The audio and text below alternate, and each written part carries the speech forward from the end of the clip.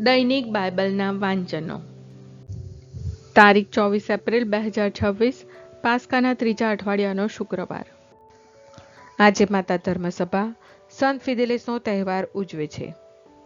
પહેલું વાંચન પ્રેષિતોના ચરિત્રોમાંથી અને શુભ સંદેશનું વાંચન સંત યોહાન કૃત ગ્રંથમાંથી. પહેલું વાંચન પ્રેષિતોના ચરિત્રોમાંથી અધ્યાય 9 કડી 1 થી 20. શાઉલનો હૃદય પલટો. શાઉલનું પ્રભુના શિષ્યો સામેનું ખુન્નસ હજી એવું ને એવું હતું. તેણે વડા પુરોહિત પાસે જઈને દમસ્કના સભાગૃહો ઉપર પત્રો માંગ્યા, જેથી પોતે ઈસુના પંથના સ્ત્રી કે પુરુષ જે કોઈ મળી આવે તેમને બાંધીને યરૂશાલેમ લઈ આવે. તે પ્રવાસ કરતો કરતો દમસ્ક નજીક આવ્યો. ત્યાં અચાનક આકાશમાંથી પ્રકાશનો એક ઝબકારો તેને ઘેરી વળ્યો. તે જમીન ઉપર પડી ગયો. ત્યાં જ તેને અવાજ સંભળાયો, શાઉલ, શાઉલ, તું શા માટે મને રંજાડે છે? શાઉલે પૂછ્યું, પ્રભુ, આપ કોણ છો?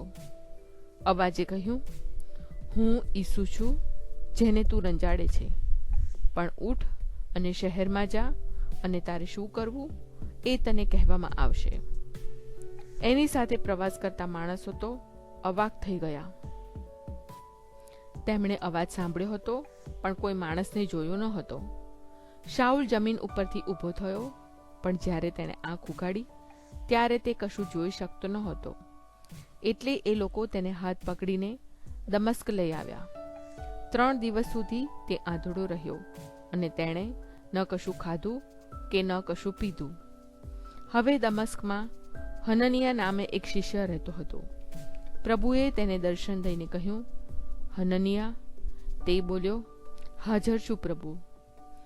પછી પ્રભુએ તેને કહ્યું, તું ઊભો ઊભો સીધી નામની ગલીમાં જા, અને યહૂદાને ઘેર તાર્સસના શાઉલ નામના માણસની તપાસ કર.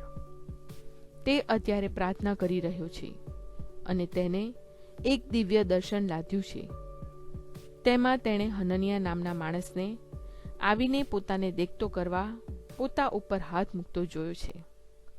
હનનિયાએ કહ્યું, પ્રભુ, એ માણસે યરૂશાલેમમાં તમારા ભક્તો ઉપર જે સિતમ ગુજાર્યા છે તે વિશે મેં ઘણા માણસો પાસે સાંભળ્યું છે, અને અહીં પણ જે કોઈ તમારું નામ લે તે સૌને બંધનમાં નાખવાની એણે મુખ્ય પુરોહિતો પાસેથી સત્તા મેળવી છે.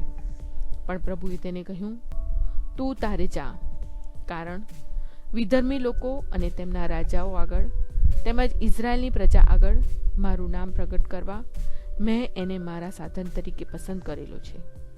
હું પોતે એને બતાવીશ કે મારા નામ ખાતર એણે કેટલું ભોગવવાનું છે. આથી હનનિયા ગયો અને ઘરમાં જઈને શાઉલ ઉપર પોતાના હાથ મૂકીને બોલ્યો, શાઉલ, મારા ભાઈ, પ્રભુએ અહીં આવતા રસ્તામાં તને જેમણે દર્શન દીધા હતા તે ઈસુએ તું ફરી દેખતો થાય અને તારામાં પવિત્ર આત્માનો વાસ થાય એ માટે મને મોકલ્યું છે. અને તે જ ક્ષણે શાઉલની આંખો ઉપરથી જાણે પડળ ખુલી ગયા, અને તે દેખતો થઈ ગયો. પછી તેને સ્નાન સંસ્કાર કરાવવામાં આવ્યો.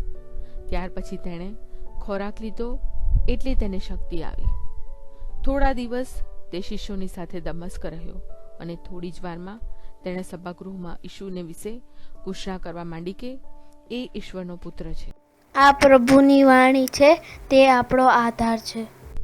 શુભ સંદેશનું વાંચન સંત યોહાન કૃત ગ્રંથમાંથી અધ્યાય 6 કડી 52 થી 59. આ ઉપરથી યહૂદીઓમાં ભારે ચર્ચા જાગી કે આ માણસ આપણને પોતાનો દેહ શી રીતે ખાવા આપી શકે. ઈસુએ તેમને જવાબ આપ્યો, હું તમને સાચે સાચ કહું છું કે જ્યાં સુધી તમે માનવ પુત્રનો દેહ ખાધું નથી અને તેનું લોહી પીધું નથી, ત્યાં સુધી તમારામાં જીવન જ નથી.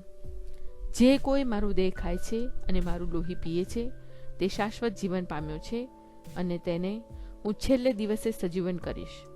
કારણ મારો દેહ એ સાચે જ ખોરાક છે, અને મારું લોહી એ સાચે જ પીણું છે.